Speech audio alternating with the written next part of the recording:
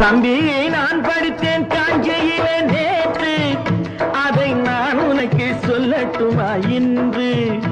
என்றும் நல்லவர்க்கு வாழ்வு வரும் நாளை, இது அறிஞர் அண்ணா எழுதி வைத்த ஓலை. தம்பி, நான் படித்தேன் காஞ்சியிலே நேற்று, அதை நான் உனக்கு சொல்லட்டுமா இன்று? இந்தியாவின் தந்தை என்று காந்தி இருந்தார், அவர் இடையினிலே ஏழையை போல் தந்தை அணிந்தார். இந்தியாவின் தந்தை என்று காந்தி இருந்தார், அவர் இடையினிலே ஏழையை போல் தந்தை அணிந்தார். ஏணியாக தாழ்ந்தவர்க்கு உதவி புரிந்தார், இன்று இயேசுவோர்கள் அவரால் தான் பதவி அடைந்தார்.